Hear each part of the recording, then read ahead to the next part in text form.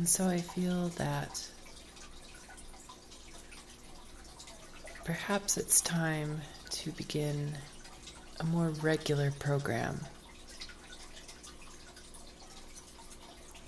By the light of a candle, during the evening, a time when everything becomes still and quiet, a time when the mind slows down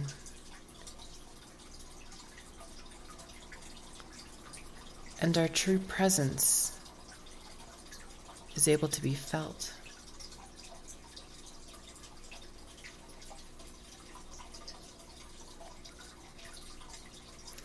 Each and every one of us has gifts, and though we're all the same source, we all have a perfected manifestation of a certain aspect of divinity.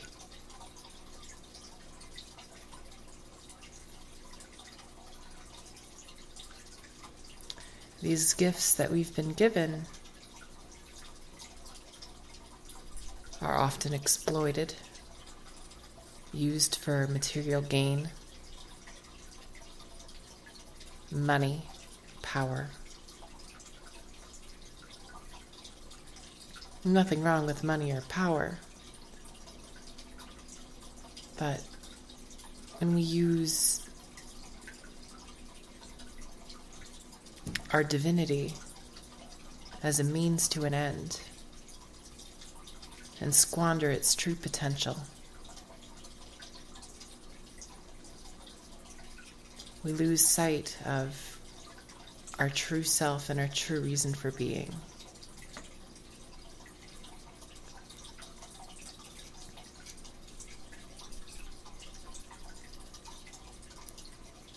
I believe our parents have similar gifts that we can learn from their example. My mother is a wonderful musician and composer and a teacher, as is my father a teacher and my brother. And I never believed that teaching was for me until I discovered spirituality. And my mother also is a deeply spiritual woman.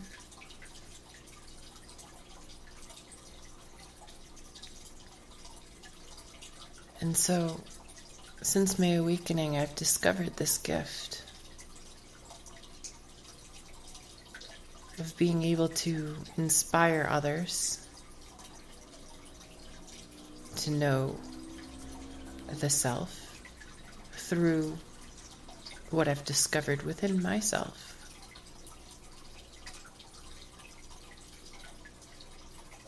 And finding a way to communicate the lessons that I've learned in the way that I've learned from other masters who each have their own unique way of teaching and their own truth. And while we all point to the same thing, the divinity within us, some methods are easier for some and more difficult for others to follow.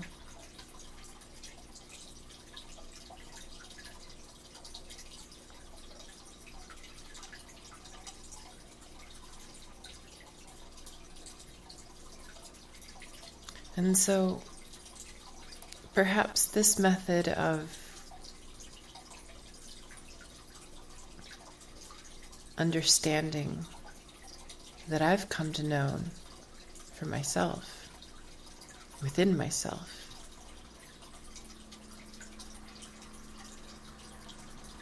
will help you too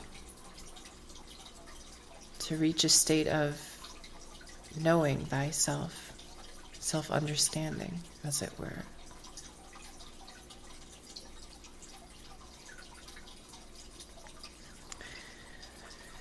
So tonight, I'd like to expound further on the subject of meditation.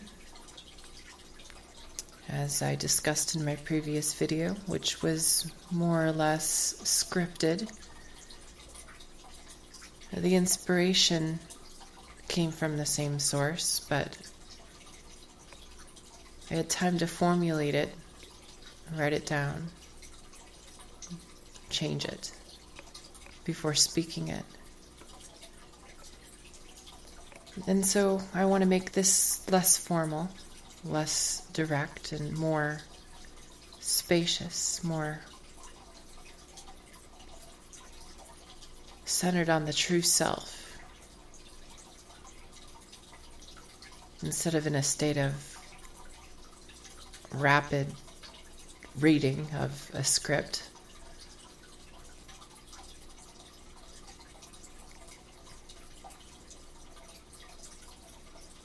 Meditation is not something that can be forced. Meditation arises on its own. And there are methods that teach how to allow meditation to arise on its own. Each method has its own way about achieving the same state of being. And of course, there are those who say, oh, my method is better than your method, or your method is wrong, mine is superior. When in truth, there are two ways of going about the same thing.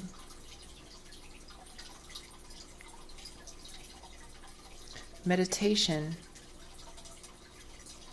is a concept that perhaps within you has a drastically different meaning than it would to me. Perhaps if you were raised in a Christian family, meditation has an aura of negativity or evil, pagan.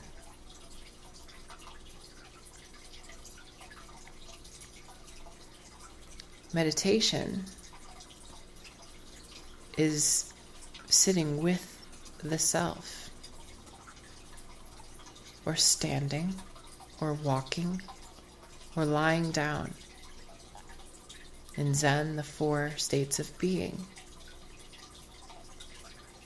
As I mentioned in my prior video,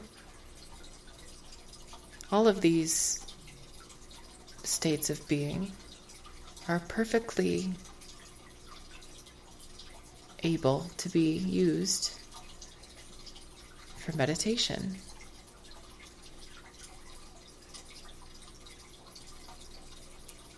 As you're listening to this now and observing the periods of space between the concepts that I am speaking, you are meditating on the silence, allowing the silence to be, and allowing yourself to be with the silence, the space.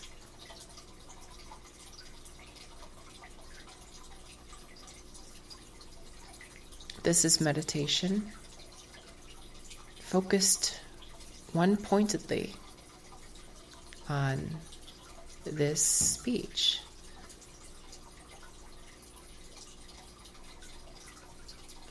Meditation, however, can appear as walking,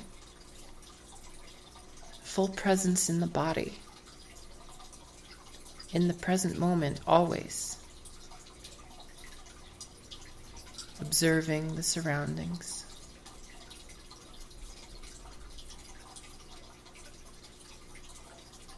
And allowing them to be as they were, without needing to attach labels to them.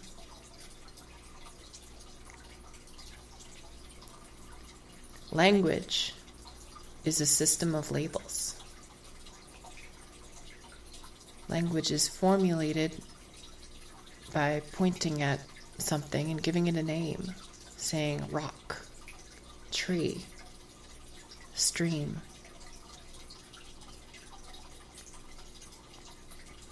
So that way, you can say, let's go to stream to get water. And instantly the concept becomes solidified and you understand what it means. This is the nature of language. And we bring this language into our minds, and we allow it to flow like a stream, constant,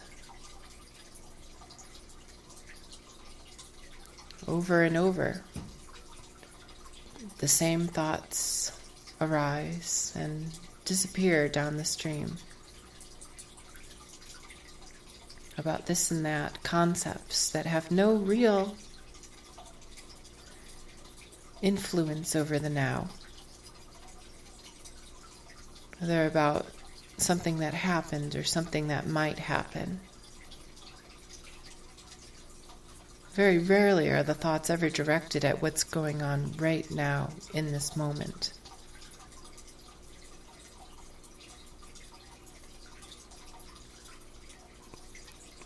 And what's going on right now in this moment is space. And nothing is going on. But we're not aware of the nothing, we're aware of the something.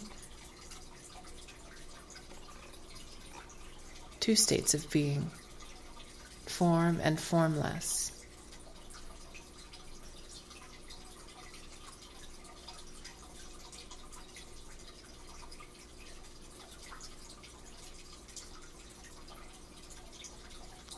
And both can be meditated upon. You're walking and you see a tree. You can observe the tree without needing to label it. You know it's a tree, of course. It's a tree.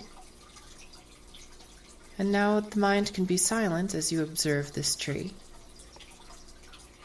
noticing the immensely intricate details. Perhaps some fallen branches, leaves. Suddenly a squirrel runs down the other side of the tree, and your focus shifts, but you're still meditating, even though you've changed what you're now focusing on. Silence is the mantra of your meditation. Simply allowing what is to be as it is.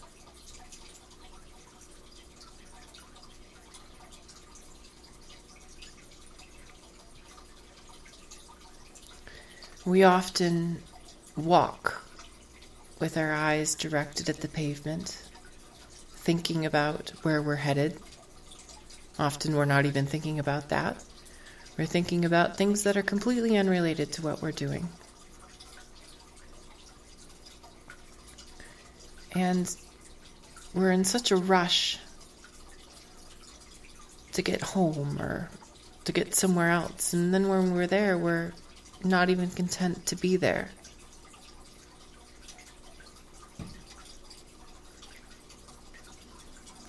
When the true nature of things is that there is no there, there's only here. There's only now. The now changes. It changes quickly. Forms dissolve, but your seat of consciousness is looking out and it's unmoving.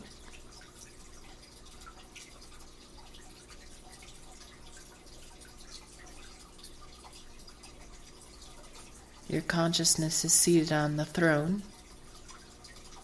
observing through the senses, at a world out there. And we often get so caught up in the world out there and believe that it's the only thing that ever is.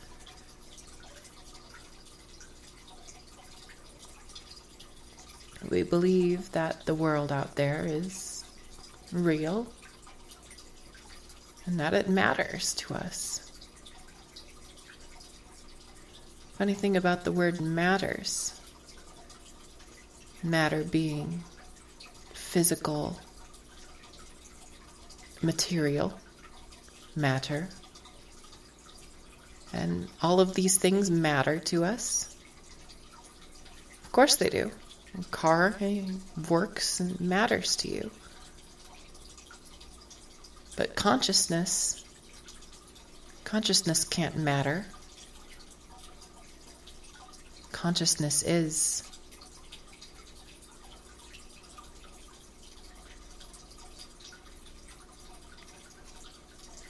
And the more you can bring consciousness, presence, into your interactions with the physical, the more you start to see the physical as being the illusion that it is. It starts to take on almost a dreamlike manifestation to you.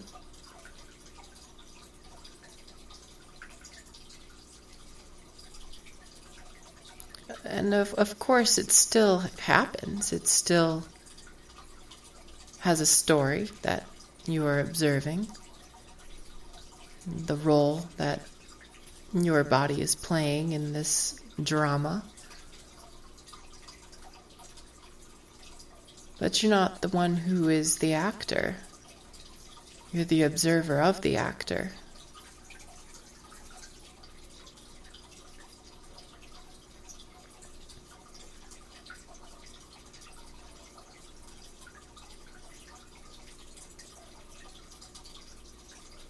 And as often as you are aware that you are the actor, you are free from the suffering that the mind tries to create. Which freedom from suffering is all that we truly want. We want happiness, and true happiness comes from knowing yourself, being yourself and only yourself.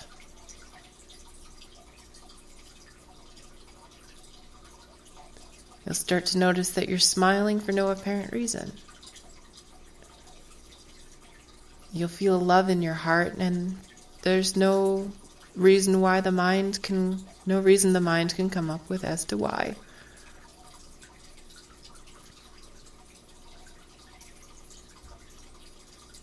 This is true being. This is true meditation. This is enlightenment.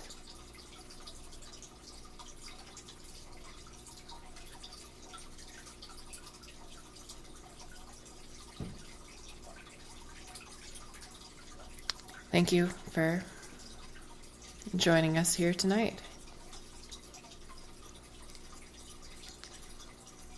I'm not sure what we'll be talking about next time, but I'm sure it will be something wonderful. And equally important to your unfolding. Blessings.